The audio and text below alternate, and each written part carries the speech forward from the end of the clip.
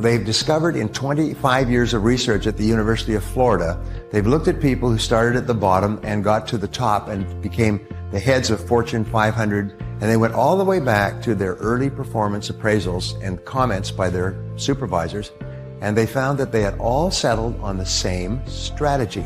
And the same strategy was to identify the one skill that would help them the most at this stage of their career, and then concentrate single-mindedly on learning that skill. And they were serious about this. They didn't just, read a book or an article. They made a plan, like a lesson plan, and they asked, what are the best books to read in this area? What are the best programs, audio programs to listen to? What are the best courses to attend? And they developed a course of study, and they worked for weeks and months and even a year or more to develop that skill. And once they had developed that skill, and people started to tell them, hey, you're pretty good in that area, that was their sign that they had mastered the skill. And then they would ask their boss or ask their coworkers to look at the top people around them or the most successful business people around them, and they would identify the next skill. And what we find is that all of life is like climbing a ladder, and each step on the ladder is mastering a new skill.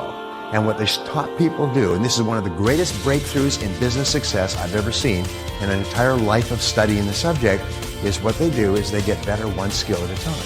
They don't try to get better at 10 skills, because that just exhausts you and you see no progress and you soon quit. So what they would do is focus like a laser beam on a single skill until they have mastered it. But here's the most amazing thing. When you are focusing on the development or acquisition of a particular skill, your whole mind is in improvement mode. So what happens is you automatically start to get better at everything else without even thinking about it. You're just more conscious and aware of things that you can do to be better in other areas by focusing on a single skill. They call this, Piers Anderson, who did all this work, calls it deliberate practice. And it is the key to great success, deliberately practicing one skill at a time. Now, once you have learned this skill, which you will, only one person in the world that can stop you from mastering a skill. Who is that? Always yourself. It's a lack of self-discipline, lack of personal management, lack of control, and so on. I don't have enough time. I'm so busy. I'm tired all the time. Wah. Shut up. So what it takes, and they found that it takes about 2 hours a day, 5 days a week, of deliberate practice or focus on a new skill to master the skill. Once you have mastered the skill, then what do? Well, it's obvious. You ask the question again. Now, what one skill, if I was absolutely excellent at it, would help me the most to achieve my financial or business goals? What's the one skill? I was at a private meeting with the head of one of the biggest companies in the world, and that's terrible because the name escapes me for a second, but I had read a book that he had written 10 years before, and it was based on over 30 years of experience, and he'd run 2 Fortune 500 companies. He said what they discovered was that your weakest important skill sets the height of your income. Your weakest important skill. In every field, there's 5 to 7 vital skills. Your weakest skill in this little group of skills sets the height of your income and your success. And so often it's one skill that's holding us back more than anything else. And when I say that, everybody knows what I'm talking about. It's the one skill. Usually in business, it's marketing or sales or a combination thereof. Sometimes it's business development, customer relationships, and so on. But we know what it is. The only question is, are we going to sit there passively, or are we going to say, damn, I'm going to learn that skill. I'm going to become very, very good at that skill, whatever it happens to be. And the wonderful thing is that once you learn a skill, another thing happens, is a nickel drops in your brain, and you realize, I can learn new skills. Damn, I can learn any skill. I could learn languages. I could learn any skill. Wow. And suddenly the dam breaks in your mind, and all the hesitation and lack of confidence and lack of certainty that you had, suddenly you realize I can learn anything I need to learn. And it gives you a tremendous sense of power. So from then on, your whole life becomes a do-it-to-yourself project. Your whole life becomes a process of learning one skill at a time, climbing the ladder of success. Every rung on the ladder is higher income, greater influence, greater power in your profession. Getting better in your field is one of the most important things you can do. So I have a question for you, moving right along. What is the most important work that you do in your field?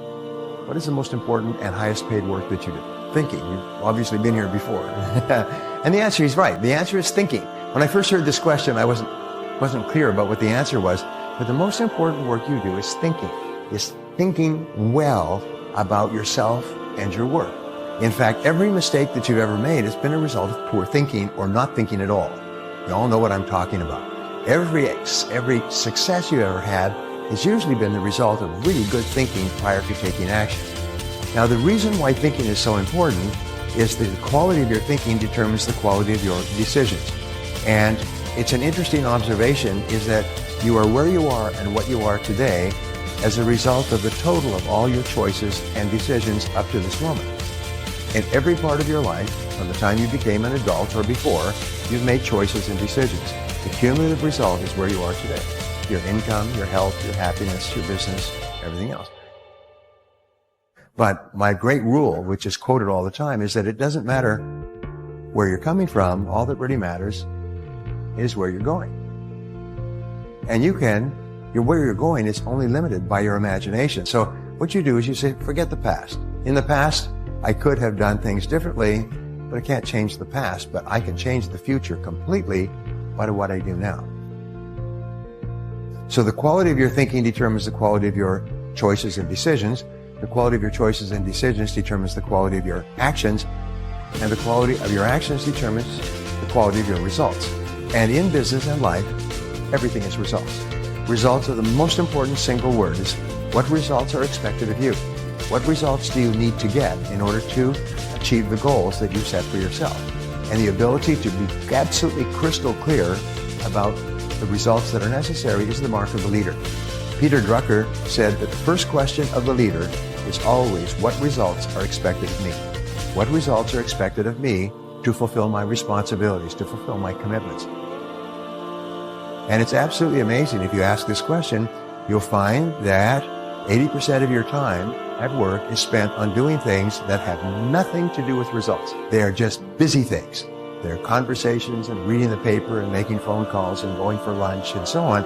And if you're really strict with yourself, you'll find that much of what we do contributes nothing to the results that are most important to our success. And successful people are those who are very disciplined.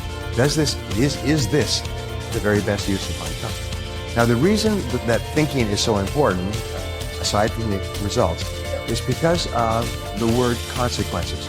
I began studying time management and designing programs and books, and I'm now one of probably the top time management author in the world in books in 42 languages. And what I found when I was studying time management is this concept of consequences, which was one of those life-changing concepts. What it said was that something is important to the degree to which it has big potential consequences. Something is unimportant to the degree to which it has low or no consequences. And what is the difference between top people and average people? Top people do more and more things that have big potential consequences. Not guaranteed consequences, but potential consequences. Average people spend most of their time doing things that have low or no consequences at all. In other words, if they did them all day long, it wouldn't make any difference. But top people realize there's 2 or 3 things they can do: learning a critical skill, making a critical decision, taking an important action. There's certain things they can do that have enormous potential consequences. I have had experiences where meeting one person at the right time in my career has led to millions of dollars of revenue. I look back and I say, if I had not taken those steps and been assertive and aggressive and traveled and done all those things to establish that relationship, the difference would have been phenomenal. So it's a great question for you to ask. What are the consequences of what you're doing? And of all things, thinking has the greatest consequences. The quality of your thinking has the greatest consequences of all. Now, there's a good deal of work on thinking. We could spend all day on it. But basically, there's 2 dimensions of thinking. One is a Nobel Prize-winning research on the difference between fast thinking and slow thinking. Daniel Kahneman has written a book on this subject. It's called Thinking Fast and Slow. And it's a real slap in the face. I mean, you really open your eyes. Basically, he says there's 2 types of thinking. Fast thinking is intuitive, It's instinctive, it's automatic.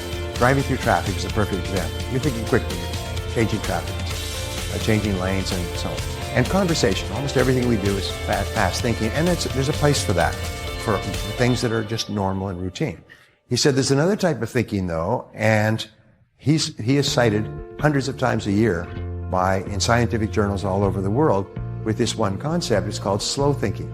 And slow thinking is where you slow down and take time to think carefully before you commit time and resources and money, before you take an action. And many people make the mistake of mixing the two. So they're actually doing things with fast thinking, quick decisions, when they should be saying, wait a minute, time out, stop, let me think about this. I remember working with a man who was a great mentor of mine, started with nothing. He was worth $800 million when I worked with him, and he owned 200 companies. And this guy was brilliant. He could read a contract, and could read a contract from the back. He could read a contract from the back, and 6 months later, quote it back to me. He had a photographic memory. Never seen that before. This guy was a genius. Everybody who knew him considered him to be one of the smartest business people in the world, at least if not in the country. And whenever I talked about anything serious with him, investments, businesses, developments, and so on, he would always say, let me think about that for a while. So we started talking on a Wednesday or Thursday, Friday. He said, let me think about it for a while. And what I learned later, as I watched really successful people, is that they realized that some things required slow thinking. And Drucker talks about this. He talks about the important things you do, like selecting a new employee, going into a business, developing a partnership, taking on a major client. These require slow thinking. And fast thinking in these areas can almost invariably lead to failure and tremendous loss. So what these top business people would do is when it was a big decision that had big potential consequences, they would slow down. And the way that they would slow down is they would just put time between the information and the decision. And what we find, there's lots of research on this, is the more time you put between getting the initial information and making the final decision, the better your decision will be.